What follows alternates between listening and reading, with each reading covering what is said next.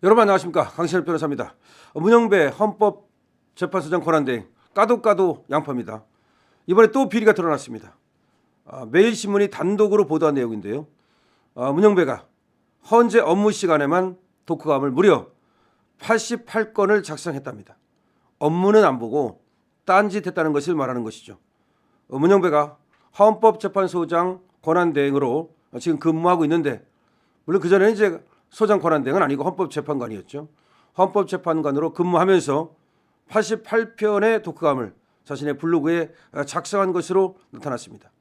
이것은 근무 시간에만 그렇다는 겁니다. 총 지금 문영배가 쓴 글은 468건이랍니다.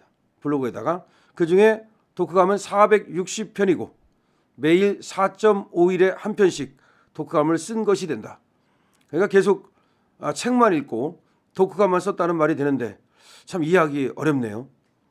자, 블로그에다가 이제 독후감은 88편이고 30일 매일신문 유튜브 이동재의 뉴스 캐비넷의 보도에 따르면 문영배는 2019년 4월 19일부터, 그때가 취임 날입니다.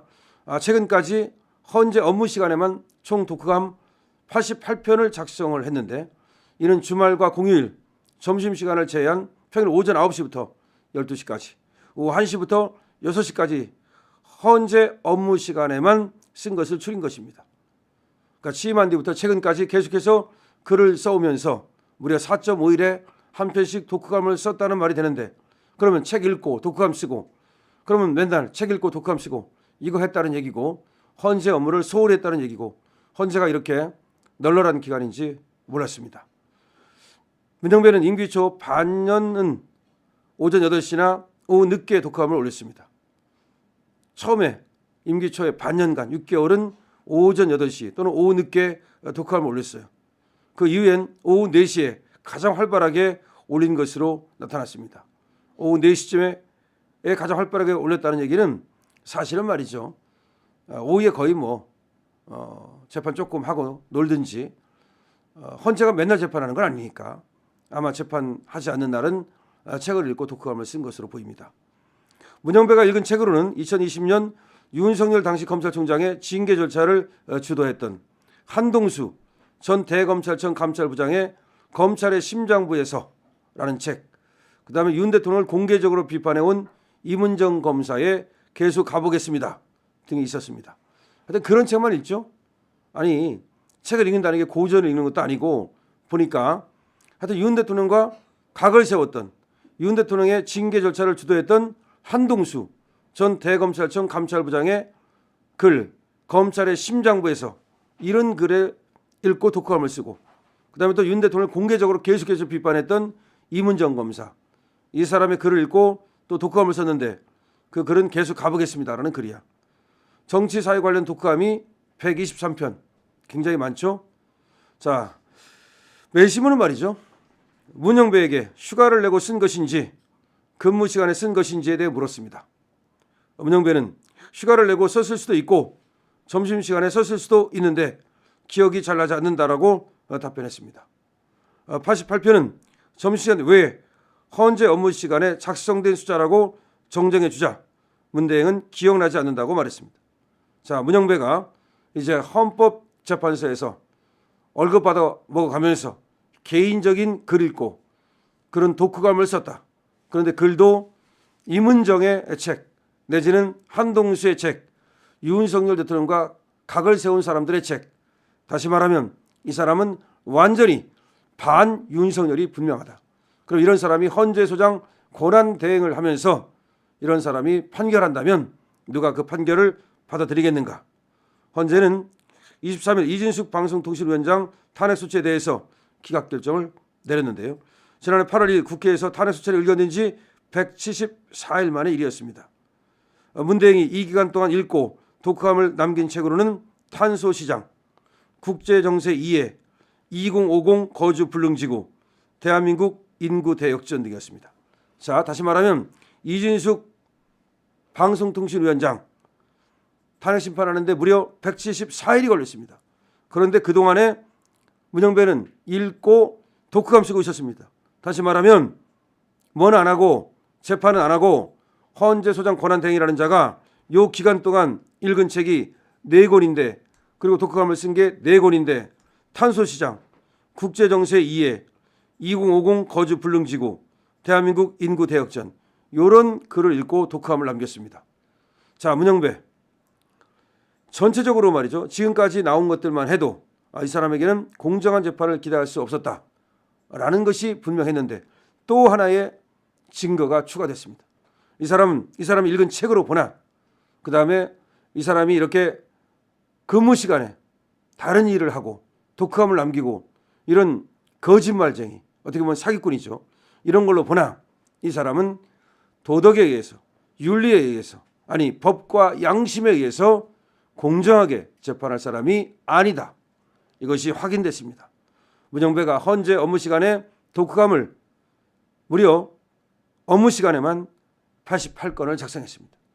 그런데 이 중에서 4건은 이진숙 방송통신위원장 헌재 탄핵 심판하는 기간이었습니다.